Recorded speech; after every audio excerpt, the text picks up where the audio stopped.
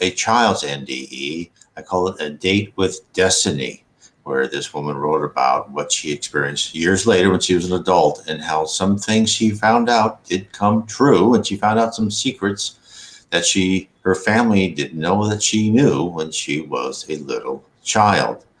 Now, what I do here is I talk about near-death experiences and I interpret them by Spiritism. Now, Spiritism was brought to you, codified actually, by Allan Kardec in the 1850s. What he did is he wrote a series of 1,019 questions and gave them to different mediums throughout Europe, and he didn't use the answers unless different mediums talking to whatever spirits they were talking to had the same or very similar answers. There's also a great movie out on Netflix if you want to understand more about Allan Kardec, and the movie's called Kardec. Let me show that to you up here. I recommend that everyone see that on Netflix. It's a wonderful, wonderful book. And a wonderful movie, I should say, not book. And so I would recommend that. It's on Netflix. It's a Netflix movie. It won't disappear, so you can always see that book. Now, everything I'm saying tonight is in my book, 710. The Spirit World Talks to Us, and that this will also be a chapter in my book. I hope you can enjoy. If you want to do the book, buy the book. It's in Kindle or in paperback, and I'll put the link to it down below after our live stream is done. Please subscribe to this channel, hit the bell, and let's carry on now with a child's date with destiny. Now, this is a vision was first posted on the NDERF website, which is .org, Near Death Experiences Research Foundation. It's a great website. If you're interested in near-death experiences by people of every country, language, and culture, this has it. And the reason I went to this site is to see what are the central themes and how can Spiritism, which explains why we're on Earth, what the spirit world was about, what's the process, what's the organization of the spirit world. It tells us so much. There's the fuzziness that we get from other religions. Spiritism is a doctrine, not a religion, but the Christian religion and other religions it's kind of fuzzy what happens. Well, Spiritism tells you that you are who you are when you go over the other side. You are an immortal soul. You're reincarnated. Karma determines your current life and your next life. All of these things are shown to you and you're given examples. And I explore all these in my books. Now let's start. A 5-year-old child drifted off into a coma and she journeyed to the spirit world. And years later, the little girl grew up and wrote about her episode. What she brought back with her changed her and her family. Now, this NDE was written by a young woman named Sandy with the help of her mother, so both of them could share a story which delivers one more point of light to those who seek it. The spirit world, while allowing us free will to make choices throughout our lives, also sends us signals to help guide us towards spirituality. Now, what are the eternal truth? The eternal truth is we are on Earth to improve. We aren't set upon this planet to amass great wealth by devious methods or to end our lives with the largest toys. Our immortal spirits are connected for a brief time to physical bodies so we may learn the value of love and compassion. Now, I'll begin the story. This is a quote from them. In August of 1985, when I was only 5 years old, I was on a boat trip to a local lake. I was bitten by a mosquito and developed encephalitis. I died and drifted into a safe black void of comfort and ease, no pain and no fear. This was a place where I felt right at home. Off in the distance, I saw a very small light. It was drawing me to it. I felt myself rushing towards this light with great amount of speed. I was not frightened. When I came into the light, it represented peace and joy, but most of all, a deep, unconditional love. The light was a sparkling, glowing cloud. From inside, I heard a voice in my head, and I knew it was God.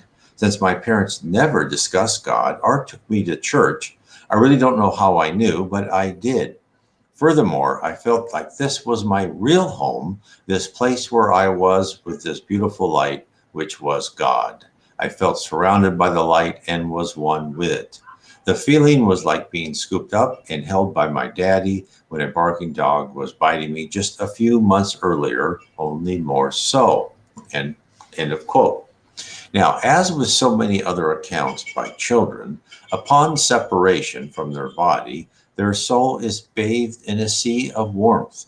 And like others, Sandy felt love, a love which saturated every pore. At the time, Sandy was a 5-year-old with no concept of the afterlife or a supreme being.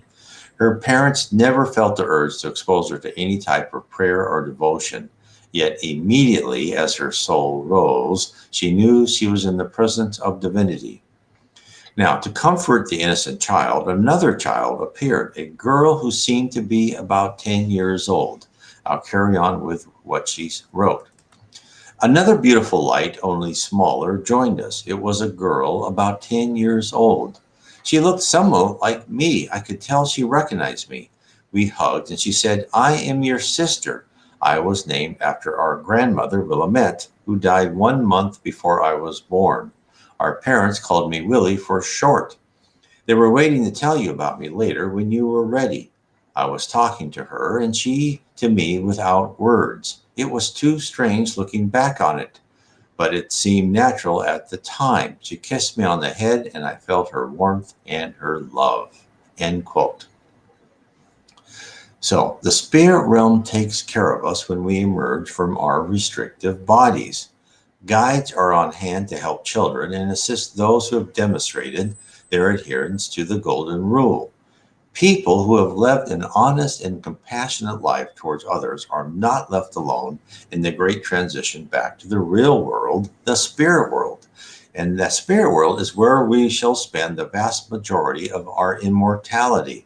Our time on earth and to be reincarnated is mostly for us to improve ourselves, to change our character and our attitude, although a lot of higher spirits will come back on missions to help primitive spirits like ourselves. Now, when Jesus declared in Luke chapter 9, verse 60, "Let the dead bury the dead, but you go and proclaim the kingdom of God," he wasn't, as many believe, only telling us to ignore all else and perform our duty to God. He also gave us a glimpse as to how the spirit realm operates. He knew the extent of the care the newly deceased were given. He wasn't telling us to neglect our obligations. He was telling us there is a support group around us the moment our soul begins to detach from our corpse. This is what's so great about Spiritism. It's so many things you read in the Bible that Jesus said, and you think that, oh, these are just, illustrative. Some of those are just like, this is the truth. But then people, can't believe that. Like, you have to be born again. Well, yes, it's called reincarnation. It's not baptism with water on you. No. In order to come to the kingdom of heaven, you have to be born again. And that is, you have to go through life after life to improve yourself. Now let's talk about children more. In the book, Message from a Teen in the Spirit World by the spirit Neo Lucio, psychographed by Francisco Chico C. Xavier, we are presented with how a young boy, Carlos, 14 years old, felt he was passing away from a severe disease. He couldn't speak because his lungs were no longer supplying the amount of oxygen required to maintain his life. Carlos's mother and father were next to him by his bed. Other family members and the doctor were in the room waiting for his last breath. He could only think how sad everyone looked, and he wanted to help them. He'd begun to be afraid of dying when an event occurred. I will quote from the book. And this is what I do in my book, The Spirit Will Talk to. I take other spiritist writings and give you examples and what other spirits have told other spiritist mediums of what happens. This is what the book says. When everything seemed beyond hope, something happened that grabbed my attention. A faint noise aroused my curiosity. I looked toward the doorway and saw that, in some unexplainable way, delicate flakes of a phosphorescent substance had begun appearing there. Those points of light seemed to be forming a fine cloak of airy gauze, and it looked like someone was moving beneath it. I was watching this oddity in amazement when the light curtain split apart and a pretty young lady appeared. I recognized her right away. She was the same lady that was in the big painting that Mom kept in the house. It was Aunt Eunice, Mom's little sister, who had died when you and I were still small. He was writing this to his brother. She was wearing a light green dress decorated with shining lace. A beautiful radiant bluish light surrounded her, especially her head and upper body, as if she were holding a hidden lamp. Her dark eyes radiated unlimited sympathy and kindness. I was greatly surprised as Aunt Eunice entered the room, gave Mom a hug without Mom seeing her, and then sat down beside me and said, "Well, little Carlos, you are so brave. Are you afraid now?" If it had been any other occasion, I think I wouldn't have behaved so well because I've always heard that the dead are ghosts and our aunt was already dead. But I was so distressed that I felt greatly comforted by her words of encouragement. I needed someone to cheer me up. I noticed Dad's nervousness, Mom's tears, and Dr. Martino's discouragement and sadness as he sat beside me, and I concluded that Aunt Eunice's good mood was just what I needed. Actually, in the good old days when I had been well, I had heard strange stories about hauntings from the other world, which had left such an impression on me that I couldn't sleep. But Aunt Eunice couldn't inspire fear in anyone. She was beautiful and smiling, filling me with trust and optimism. So I felt alive again, although I noticed unpleasant stiffness in my body, which I couldn't move, not even a bit. End quote. Now, let's talk about what we've been told, what has been revealed to us by this psychographic writings that was given to Chico Xavier. First, Carlos couldn't move his physical body, which was no longer be possible because he was freed of his ties to earth. He was going to be taken to a shelter to rest by his loving aunt. Again, here is Carlos being sent a caring family member to help her transition, whereas the little 5-year-old Sandy was also taken care of by a relation, her sister. Now, Sandy's sister met her in the light to make her feel comfortable and to send her a message. Her message was that she must return. Now, like so many NDEs, near-death experiences, the aura of the spirit world was enticing, as if you have dived into a sea of warm love and felt the glow of complete tranquility, a feeling one only has for fleeting moments during our sojourn on Earth. Moments like lying on a beach, the hot rays of the sun penetrating your skin, the sound of the waves and birds mixing to a harmony of bliss. It's not easy to convince a person to leave that behind and rejoin the physical world with its pain and suffering and chaos, but it must be done for those who haven't finished their assigned course of learning on Earth, which we all are given. When we come to Earth, we have our life has predetermined events. We have free will in our attitude and our choices within those events, but those events shall happen.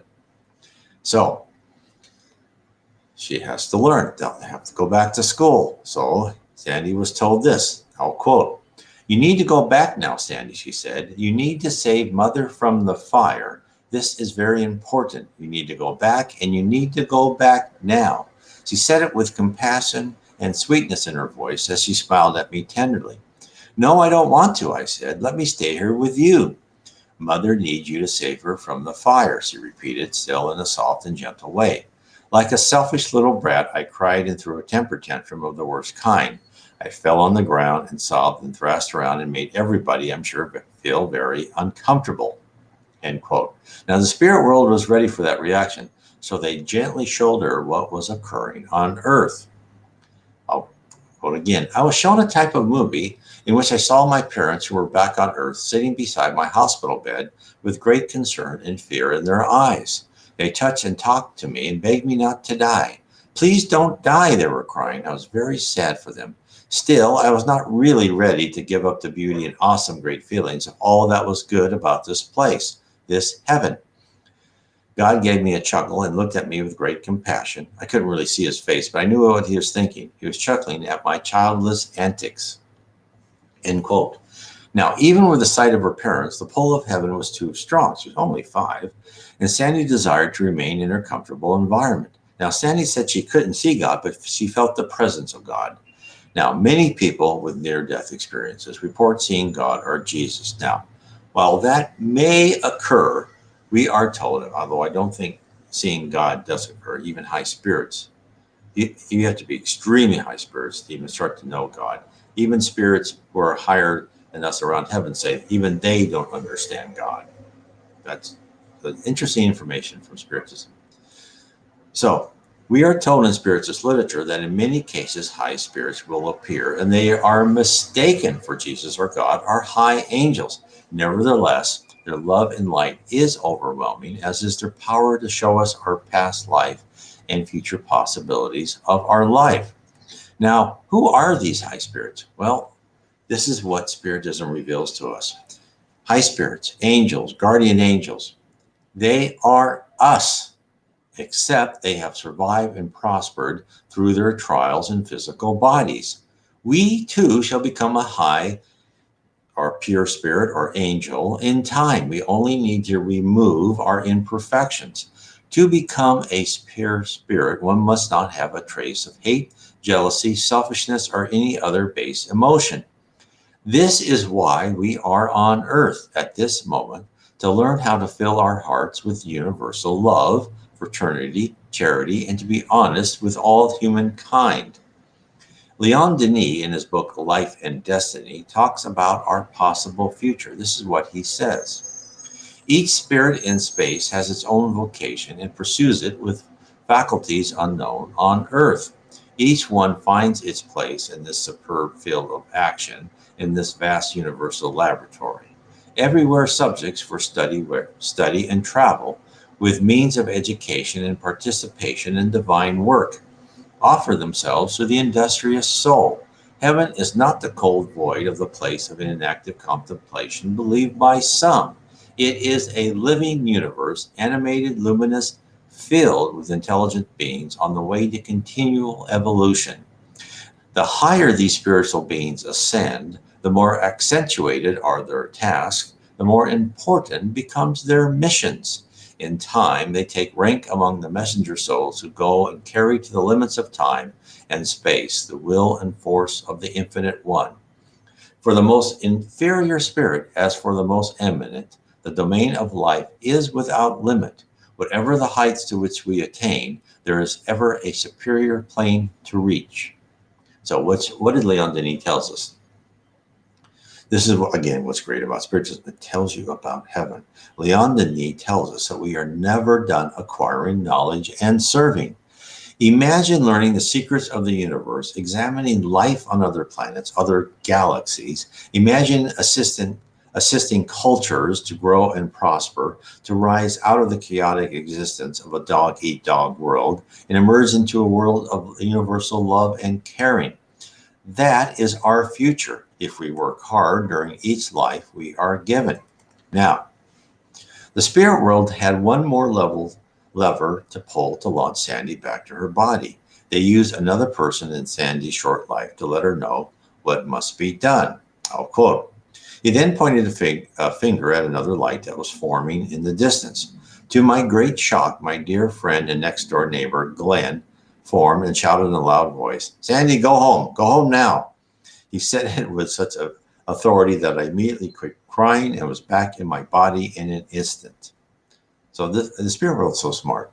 So the child's mind reacted predictably to the order given to her by her next door neighbor. Sandy's soul returned to the body quickly. Now, when Sandy told her parents about Glenn, they were astonished. The day after Sandy went into the hospital, Glenn died of a sudden heart attack. Everyone was sad to see Glenn die. He was one of those kindly neighbors who let the neighborhood children play in his yard. He gave them treats and snacks and let them play with his 5 dogs. Everyone is immortal. This is so wonderful. What happened next was the catalyst that changed Sandy's family. When Sandy gave a full account of what occurred and spoke about her sister, her parents were astonished. Sandy describes the scene that took place. I drew a picture of my angel sister who had greeted me and described everything she had said. My parents were so shocked they had this horrified look on their faces. In puzzlement, they got up and left the room. After some amount of time, they finally returned. They confirmed to me that they had lost a daughter named Willie. She died of accidental poisoning approximately 1 year before I was born. They decided not to tell my brother or me until we were able to understand what life and death was about. As far as the need to rescue my mom from a fire, none of us has a clue about that. End quote. Now, once more, facts were presented to the person experiencing near death, which are irrefutable. Knowledge that they had no way of acquiring came to them. Sandy, age 5 at the time, was living in her own world. After her encounter with the spirit world, she knew with absolute certainty she had a sister, what she looked like, and who she was named after. Now, Sandy's parents, rational, kind people, the type of people who didn't discuss religion in their house, the type of people who, like many of us, didn't believe the stories of individuals returning from the dead with tales of the reality of the spirit world. Up until that time, they had existed just fine in their own material world without giving thought to a life beyond what was their obligation while they were on earth. Instead of simply being relieved and happy that their daughter was back home, their entire belief system was upended. No longer could they conform to the current cultural values that prescribed a rolling of the eyes and a haughty disbelief when anybody spoke about their experiences with God and Jesus. They had to face facts. There had to be something intelligent on the other side of life, something, a divinity, which orchestrated our lives with loving care. As a result of their daughter's experiences, the family changed their way of life. They became aware of what life is really about. They found a church and put their priorities in order. Now, Spiritism explains why we are here on this particular planet. The doctrine of Spiritism reveals to us that we are immortal souls who travel through a multitude of lives in a quest to become a pure spirit, an angel. That each time we incarnate on earth, we are assigned trials which pay for our past wrongs and provide us with new knowledge and experiences. Now, what isn't mentioned in Sandy's account is did any event occur pertaining to when Sandy's sister said, Mother needs you to save her from the fire. Now, it hadn't happened as they wrote, right? And Sandy and her mother postulated that it meant saving the family from the fire of living without spirituality. Now, that may be the case. On the other hand, I believe there will be a time in the future when Sandy will literally rescue her mother from a fire. I have faith because I have heard pronouncements about the future that came true.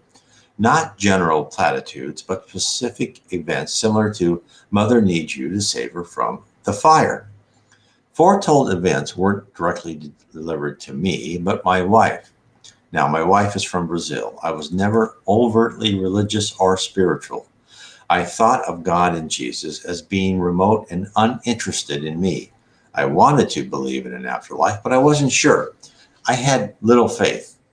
When we got married, my wife Anna spoke to me about her past episodes with the spirit world. Her godmother channeled a spirit who told her her future, and then she had a near death experience in a hospital where she saw glimpses of the future. When I heard that Anna was told that she was destined to marry a foreigner, I just smiled and said to myself, yeah, right. I was condescending. I didn't believe a word. I thought these were just a product of superstition and wishful thinking. But then little hints would occur that there was more to this than pure fantasy.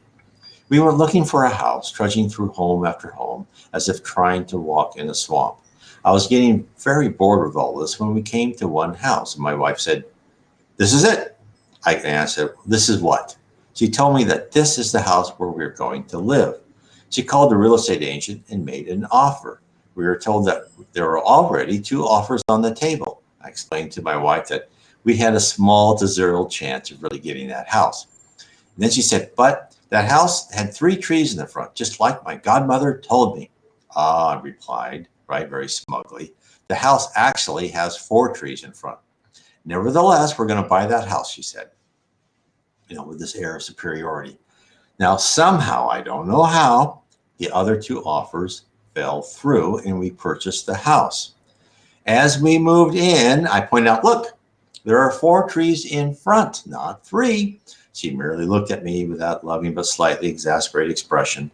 A month later, after we moved in, a windstorm blew through and knocked over one of the trees. I thought about it for a minute, but I just put it down to coincidence. Other events would occur, and afterwards she would say, now I remember my godmother told me that would happen. Again, I would always smile and say, of course, dear, not believing anything. I just one ear in one ear and out the other, as they say. Now, years passed and my life went on. Let me get a drink of water here.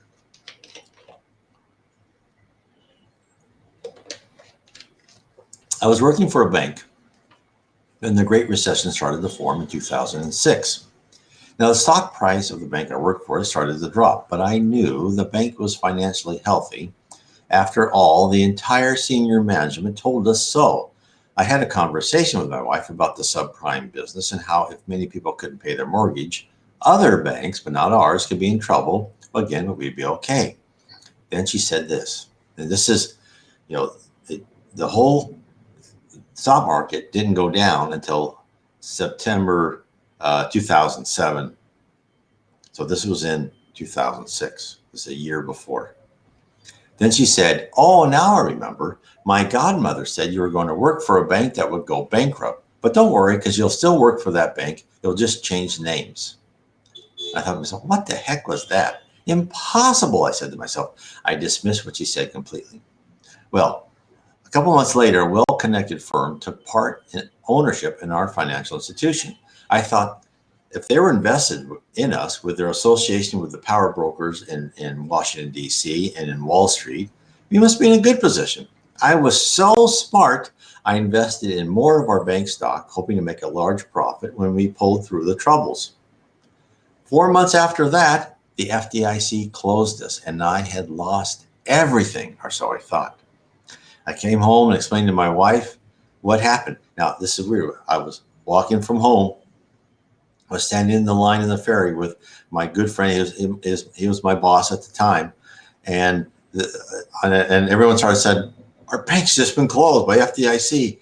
And it's like, okay, I'm going home on the ferry. Do I get to go back? And the answer was no. No, I don't get to go back the next day. That's very strange. So when I came home, I said, I'd been fired. I don't know what's going on. She goes, oh, don't worry. They'll hire you back. But they didn't. I was given some extra months' work to help transfer knowledge. At the end of the period, I would be looking for a job in the worst financial crisis to hit the United States since the Great Depression. At the end of my extension, I started looking for a job. Again, my wife said, don't waste time looking for other jobs. They'll hire you back.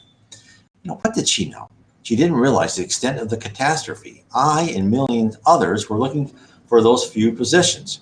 I feverishly sought out work, and after numerous fruitless interviews, finally, after being out of work only for 4 months, I was hired back by the same bank, but with a different name.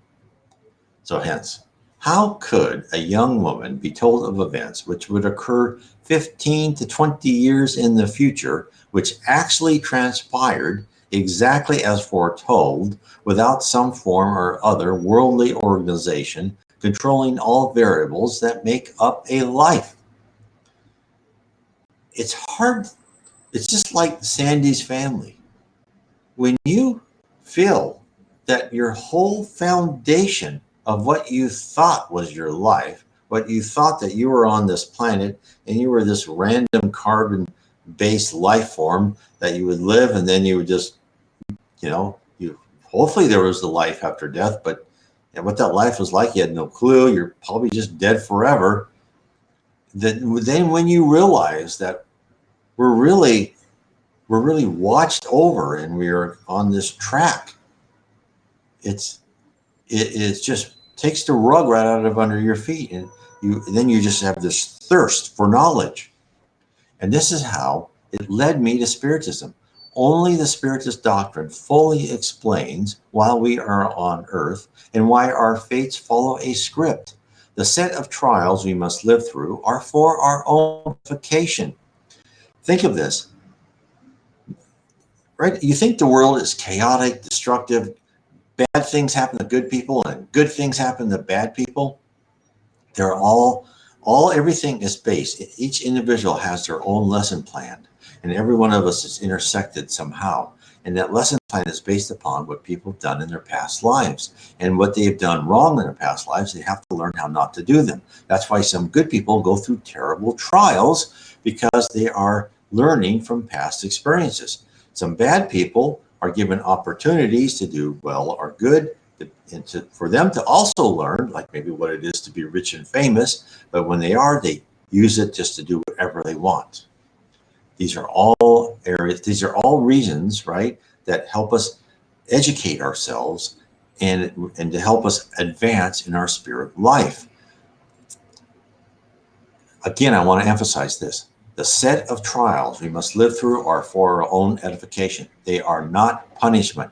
Karma that isn't there to punish us.